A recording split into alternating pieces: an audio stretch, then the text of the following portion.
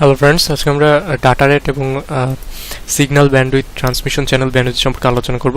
তো bandwidth, signal bandwidth এবং transmission চ্যানেলের ব্যান্ডউইথের ডিফারেন্সটা আমরা একটা অ্যানালজির মাধ্যমে বোঝার চেষ্টা করব। সো অ্যানালজিটা হচ্ছে এরকম যে একটা সুইমিং পুল, এখানে দেখা যাচ্ছে এটা হচ্ছে একটা সুইমিং পুলকে আমরা ট্রান্সমিশন চ্যানেল হিসেবে কনসিডার করব। তাহলে যদি ট্রান্সমিশন চ্যানেল হিসেবে কনসিডার করি তাহলে সুইমিং পুলের উইডথটাকে আমরা ট্রান্সমিশন চ্যানেলের ব্যান্ডউইথ হিসেবে কনসিডার করব। এবং মাঝখানে এই যে লাইনগুলো দেখা যাচ্ছে এগুলোকে বলা হয় সেফটি লাইন সুইমিং পুলের। অর্থাৎ এখানে 4টা সেফটি লাইন আছে, তাহলে 5টা কলাম আছে, অর্থাৎ 5টা কলামের মধ্যে দিয়ে 5 জন প্রতিযোগী সাঁতার কাটতে পারবে। ওকে, এই সুইমিং পুলের অর্থাৎ সুইমিং পুলের ক্যাপাসিটি হচ্ছে 5 জন প্রতিযোগী একই সাথে সাঁতার কাটতে পারবে। ওকে, এখন এই পুরো উইথটাকে যদি আমরা ট্রান্সমিশন চ্যানেলের ব্যান্ডউইথ হিসেবে কনসিডার করি তাহলে এই প্রত্যেকটা কলামকে আমরা এক একটা সিগন্যাল ব্যান্ডউইথ হিসেবে কনসিডার করতে পারি। ওকে, সো এইটাই হচ্ছে সিগন্যাল ব্যান্ডউইথ এবং ট্রান্সমিশন চ্যানেলের ব্যান্ডউইথের ডিফারেন্স। অর্থাৎ একটা ট্রান্সমিশন চ্যানেলের মধ্যে সিগন্যাল ব্যান্ডউইথকে আমরা এইভাবে ডিফাইন করতে পারি। এই অ্যানালজির মাধ্যমে সিগন্যাল ব্যান্ডউইথ এবং ট্রান্সমিশন চ্যানেলের ব্যান্ডউইথের ডিফারেন্সটা তাহলে বোঝা গেল। এখন ব্যান্ডউইথ কে যদি আমরা ডিফাইন করতে চাই বইয়ের ভাষায়, যেটা হচ্ছে একটা স্পেসিফিক রেঞ্জ অফ ফ্রিকোয়েন্সি, অর্থাৎ কতগুলো ফ্রিকোয়েন্সি রেঞ্জ। ওকে, সাপোজ আমরা লিখতে পারি যে একটা কোনো চ্যানেলের ব্যান্ডউইথ হচ্ছে 2 মেগাহার্টজ। ওকে, কোনো চ্যানেলের ব্যান্ডউইথ হচ্ছে 2 মেগাহার্টজ, তার মানে হচ্ছে এটা হতে পারে 2 মেগাহার্টজ হতে পারে। 2 মেগাহার্টজ ব্যান্ডউইথের জন্য আপার কাট অফ ফ্রিকোয়েন্সি হতে পারে 6 মেগাহার্টজ আর লোয়ার কাট অফ ফ্রিকোয়েন্সি হতে পারে 4 মেগাহার্টজ। তাহলে 6 - 4 = 2 মেগাহার্টজ। ওকে, আবার এটা হতে পারে upper cut off frequency 8 megahertz divided by 8 megahertz minus হচ্ছে 6 মেগাহার্টজ। এক্ষেত্রেও কিন্তু আমার ব্যান্ডউইথ হচ্ছে 2 মেগাহার্টজ। ওকে, অর্থাৎ যদি ব্যান্ডউইথ যদি বলা থাকে তাহলে তার আপার কাট অফ ফ্রিকোয়েন্সি এবং লোয়ার কাট অফ ফ্রিকোয়েন্সি যে কোনোটাই হতে পারে, কিন্তু ব্যান্ডউইথ হচ্ছে আমার ফিক্সড। আবার যদি আমি বলি যে একটা ট্রান্সমিশন চ্যানেলের লোয়ার কাট অফ ফ্রিকোয়েন্সি হচ্ছে 1 এবং আপার কাট অফ ফ্রিকোয়েন্সি হচ্ছে সাপোজ 9, তাহলে কিন্তু ব্যান্ডউইথ হচ্ছে 8 মেগাহার্টজ আর 8 কিলোহার্টজ, সেটার উপর ডিপেন্ড করবে। ওকে, তাহলে আমরা একটা সিগন্যাল, এবার আমরা ডাটা রেটের দিকে আসি।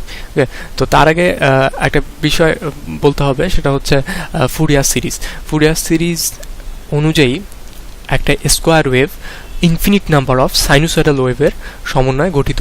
অর্থাৎ infinite number of sinusoidal wave একত্রে একটা স্কোয়ার ওয়েভ গঠন করে। তাহলে আমরা কি বলতে পারি যে একটা স্কোয়ার ওয়েভের ব্যান্ডউইথ ইনফিনিট?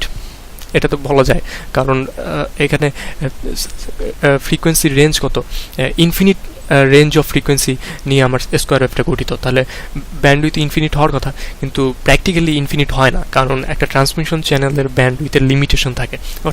অর্থাৎ একটা স্পেসিফিক রেঞ্জের ফ্রিকোয়েন্সি আমরা কোনো স্পেসিফিক ট্রান্সমিশন চ্যানেলের মধ্য দিয়ে ট্রান্সমিট করতে পারি। ওকে, সব ফ্রিকোয়েন্সিকে সে অ্যালাউ করে না। ওকে, সো এটা হচ্ছে আমার একটি স্কোয়ার ওয়েভ। এই স্কোয়ার ওয়েভের আমরা এটা হচ্ছে পজিটিভ পালস এবং এটা হচ্ছে নেগেটিভ পালস। ওকে, আমরা মাঝখান দিয়ে একটা যদি এটা কি একটা রেখা টানি, তাহলে উপরেরটাকে হচ্ছে আমার পজিটিভ পালস এবং নিচেরটুকু হচ্ছে নেগেটিভ পালস। ওকে, তাহলে পজিটিভ পালসকে যদি আমরা 1 দ্বারা ডিফাইন করি এবং নেগেটিভ পালসকে যদি 0 দ্বারা ডিফাইন করি, তাহলে অর্থাৎ আমরা এই স্কোয়ার ওয়েভের মাধ্যমে 1 0 1 0 1 0 এভাবে ডাটা ট্রান্সমিট করতেছি। ঠিক আছে, এখন ডাটা রেট হচ্ছে একটা ট্রান্সমিশন চ্যানেলের মধ্য দিয়ে আমি পার সেকেন্ডে কী পরিমাণ ডাটা ট্রান্সমিট করতে পারতেছি, সেটা হচ্ছে ডাটা রেট। তাহলে এই সিগন্যালের এটা কি টাইম পিরিয়ড। ওকে, টাইম পিরিয়ড যদি টি হয়, আমি ধরে নিলাম যে এই সিগন্যালের টাইম পিরিয়ড টি = 1 সেকেন্ড। ওকে, তাহলে 1 সেকেন্ড যদি হয়, অর্থাৎ 1 সেকেন্ডে 2টা করে বিট ট্রান্সফার করতেছি আমি, অর্থাৎ 0.5 সেকেন্ডে, অর্থাৎ হাফ পিরিয়ডে 0.5 সেকেন্ডে কি একটা বিট ট্রান্সফার হচ্ছে। তাহলে ট্রান্সফার অর ট্রান্সমিট হচ্ছে, একটা বিট ট্রান্সমিট হচ্ছে, তাহলে 1 সেকেন্ডে 2টা বিট ট্রান্সমিট হচ্ছে, তাহলে 1 সেকেন্ড সমান 1 হার্জ। তো তাহলে এই সিগন্যালের ফ্রিকোয়েন্সি হচ্ছে আমার 1 হার্জ। ওকে, সিগন্যালের ফ্রিকোয়েন্সি হচ্ছে 1 হার্জ। তাহলে আমি 1 হার্জ ফ্রিকোয়েন্সির একটা সিগন্যালের মধ্যে আমি পার সেকেন্ডে 2টা করে বিট ট্রান্সমিট করতে পারতেছি। তাহলে একটা ইকুয়েশন লেখা যেতে পারে যে 1 হার্জ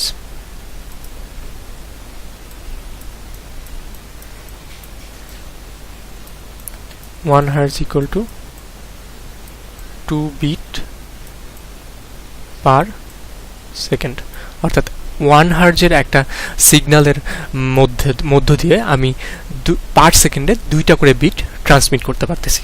ঠিক আছে, এখন এই সিগন্যালটা কি একটা স্কোয়ার ওয়েভ, তাহলে ফুরিয়ার সিরিজ অনুযায়ী এই সিগন্যাল কি infinite number of sinusoidal wave নিয়ে গঠিত, তাই তো? তাহলে ফুরিয়ার সিরিজ অনুযায়ী বা এই সিগন্যালের ইকুয়েশন যেটা, সেটা হচ্ছে এই ইকুয়েশন, অর্থাৎ এই ইকুয়েশনে দেখা যাচ্ছে যে ফার্স্টেরটা একটা সাইনুসয়েডাল ওয়েভ, পরেরটা থার্ড হারমোনিক, এটা হচ্ছে ফান্ডামেন্টাল।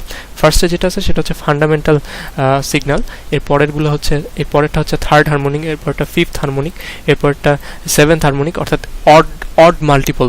ওকে, অর্থাৎ এভাবে চলতে থাকবে ইনফিনিটি পর্যন্ত। ওকে, তাহলে এই ইকুয়েশন থেকে কি দেখা যাচ্ছে যে অসংখ্য সাইনুসয়েডাল ওয়েভ নিয়ে এই স্কোয়ার ওয়েভটা গঠিত। ঠিক আছে, তাহলে আইডিয়ালি ইনফিনিট হওয়ার কথা ব্যান্ডউইথ, কিন্তু ইনফিনিট হবে না, কারণ আমি আগেই বলছি যে ট্রান্সমিশন চ্যানেলের ব্যান্ডউইথের একটা একটা লিমিটেশন থাকে, ট্রান্সমিশন চ্যানেল একটা ব্যান্ডউইথ থাকে। ওকে, তাহলে আমি এখন ধরে নেই যে এই স্কোয়ার ওয়েভের একটা স্পেসিফিক রেঞ্জের ফ্রিকোয়েন্সিকে আমি কোনো ট্রান্সমিশন চ্যানেলের মধ্য দিয়ে ট্রান্সমিট করব, তাহলে ওই স্পেসিফিক রেঞ্জটাই হবে আমার এই সিগন্যালের ব্যান্ডউইথ। ঠিক আছে, তাহলে এই সিগন্যালের এই স্কোয়ার ওয়েভ সিগন্যালের ফান্ডামেন্টাল ফ্রিকোয়েন্সি হচ্ছে 10⁶ hertz or 1 megahertz, 10⁶ hertz or 1 megahertz, এবং ব্যান্ডউইথ হচ্ছে, তাহলে আমি ব্যান্ডউইথ ধরে নিই যে একটা স্পেসিফিক রেঞ্জের ফ্রিকোয়েন্সির কথা আমি বলছি, তাহলে আমি ধরে নিই যে আমি কোন পর্যন্ত ফ্রিকোয়েন্সি পাঠাবো।